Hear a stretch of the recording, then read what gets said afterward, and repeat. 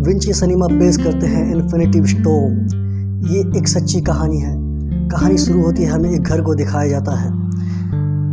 इस घर में एक लड़की होती है, इसका नाम पैम होता है और ये अपने घर में बिल्कुल ही अकेली होती है।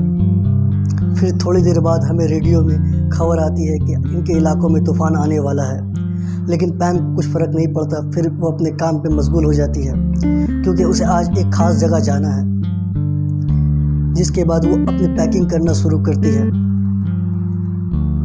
ज़रूरत का सारा सामान लेकर के वो अपने एक दोस्त से मिलने के लिए निकल पड़ती है। फिर वो अपने दोस्त के रेस्टोरेंट में जाती है और उससे मुलाकात करती है, जबकि उसका दोस्त उससे कहता भी है कि तुम्हें पता है ना, आज तूफ़ान आने वाला है, तुम आज ना जाओ तो अच्छा होगा। फिर पैम कहती है, तुम्हें पता है ना आज कौन सा दिन है? वो कहता है हाँ। फिर पैम अपनी गाड़ी लेकर के अपनी मंजिल की तरफ निकल पड़ती है। रास्ते में म्यूज़िक लगा करके गाना एंजॉय करते हुए वो आगे बढ़ती चली जाती है। थोड़ी देर ड्राइव करने के बाद वो अपनी मंजिल के करीब पहुंच जाती है, जहां पर पहले से 2 गाड़ी मौजूद थी। और तभी एक कपल आकर पैम से बात करता है और उससे कहता है कि हम 2 दिनों की हाइकिंग करने के बाद आज हम घर जा रहे हैं क्योंकि ऊपर ठंड बढ़ गई है।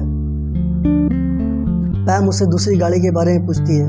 वो कहते हैं हमें नहीं पता, हमने ऊपर भी किसी को नहीं देखा। फिर पैम अपने हाइकिंग के सफ़र को शुरू करती है और आहिस्ते आहिस्ते अपने आप को मोटिवेट करते हुए ऊपर की तरफ बढ़ चलती है। थोड़ी दूर चलते हुए अचानक से उसका पैर फिसलता है और वो गिर जाती है, जिसकी वजह से उसका स्टिक भी टूट जाता है। वो एक टेप की मदद से अपने स्टिक को फिक्स करती है। फिर दोबारा अपने सफ़र को शुरू करते हुए ऊपर की तरफ बढ़ती चली जाती है। जैसा कि खबर में बताया गया था कि आज तूफ़ान आने वाला है, तो अब तक तूफ़ान भी आना शुरू हो चुका था और पैम देखती है कि तूफ़ान उसकी तरफ बढ़ने ही वाला है। वो एक जगह रुक करके कुछ कॉफ़ी पीती है। उसके बाद काफ़ी देर ट्रैवल करने की वजह से वो थक चुकी थी, इसलिए वो पत्थर के सहारे वहीं पर कुछ देर आराम करती है। थोड़ी देर बाद पैम वहाँ से उठ करके अपने सफ़र को आगे बढ़ाती है और आगे बढ़ते हुए वो सीटी बजाती है ताकि कोई अगर फंसा हो तो वो आवाज़ दे।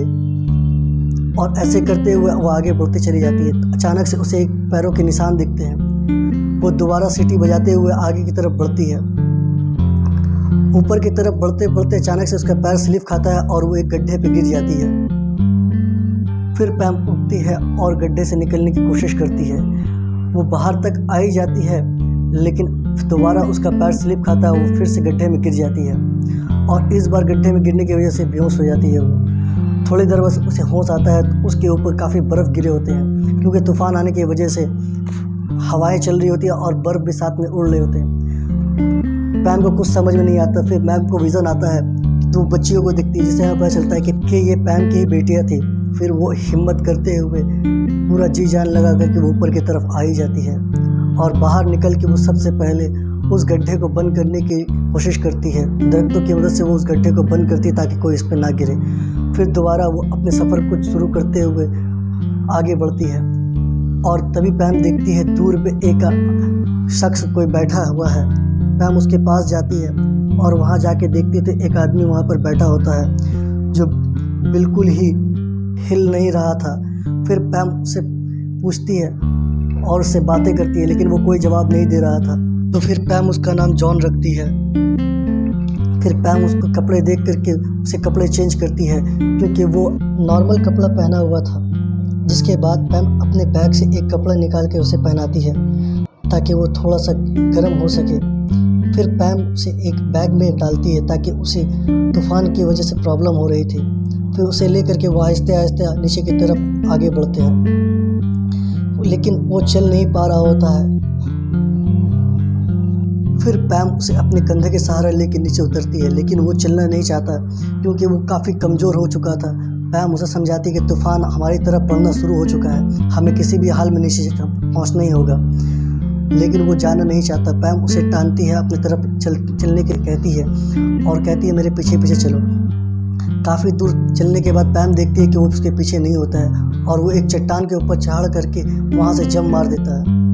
पैम उसके पास जाती है तो देखती है कि वो एक पत्थर था जिसकी वजह से उसे कुछ चोट लगी होती है।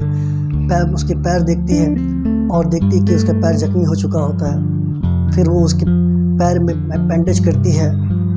वो कहती है कि मैं एक नर्स हूँ, घबराओ मत। जॉन को कुछ समझ नहीं आता, वो बर्फ़ खाता रहता है। तो पैम उसे समझाती है और मना करती है कि ये तुम्हें नुकसान कर देगा।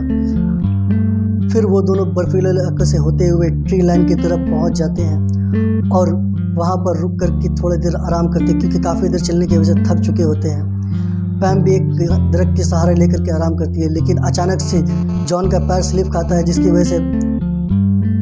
वजह से दोनों ही नीचे गिर जाते हैं और जॉन दर्द से कर्रा उठता है।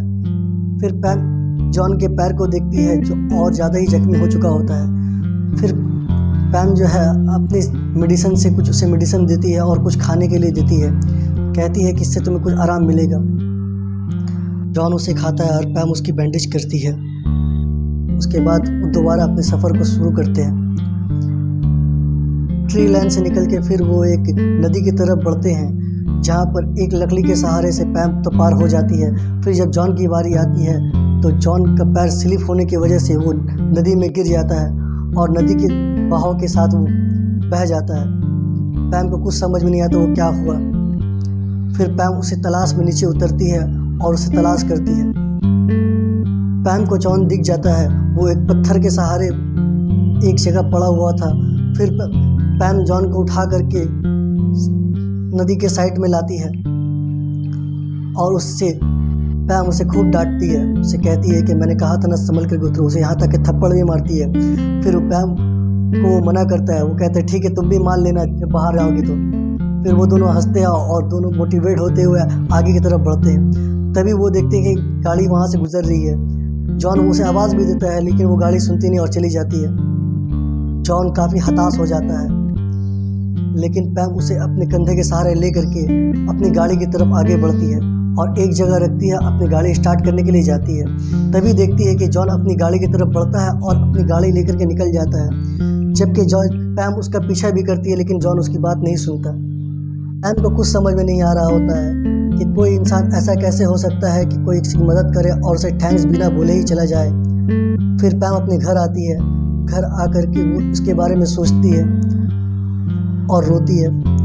फिर पैम सोने चली जाती है। थोड़ी देर बाद उसका नींद खुलती है और वो देखती है कि उसका दम घुटने लग रहा है और वो जल्दी से दूसरे कमरे में जाती है और जा कर के देखती है कि उसकी दोनों बच्चियाँ दम घुटने की वजह से मर चुकी होती है।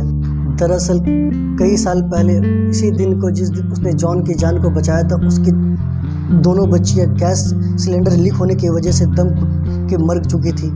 इसीलिए वो हर हाल में जॉन को बचाना चाहती थी। फिर हम देखते हैं कि पैम सपना देख रही होती है और वो उठती है। न्यूज़ में हर तरफ उसकी खबर चल रही होती है, क्योंकि जॉन ने उसके बारे में सबको बता दिया था कि पैम ने कैसे उसकी जान बचाई। और तभी हम देखते हैं कि एक शख्स उसके घर के बाहर होता है और उससे बातें करता है। उससे पूछता है कि क्या पैम घर पे है, तो वो कहती है नहीं। दरअसल ये एक रिपोर्टर होता है। फिर पैम को वो समझाता है और कहता है कि हमें उसके बारे में छापना चाहिए ताकि उसके बारे में पता चल सके, क्योंकि तुमने उसको कितनी मेहनत से उसे बचाया है और तुम उसका नाम भी नहीं जानती है।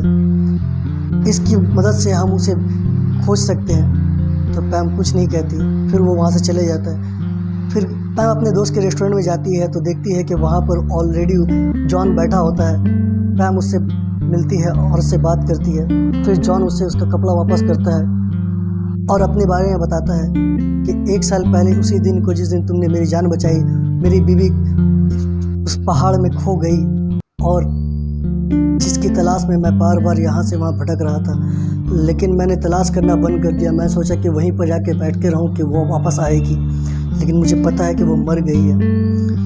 फिर पैम उसे अपनी कहानी बताती है कि कई साल पहले मेरी 2 बच्चियाँ एक गैस लीक होने की वजह से उन दोनों का दम घुट करके मौत हो चुकी थी, लेकिन मैं भी मरना चाहती थी। मैं फिर अपने आप को मोटिवेट करते हुए आगे बढ़ी तुम्हारी तरह, और यही वो वजह थी जिसकी वजह से इतनी तूफान के बाद भी वो उस दिन हाइकिंग के लिए जाने के लिए तैयार होकर के थी, क्योंकि वो अपनी बच्चियों को मिस कर रही होती है।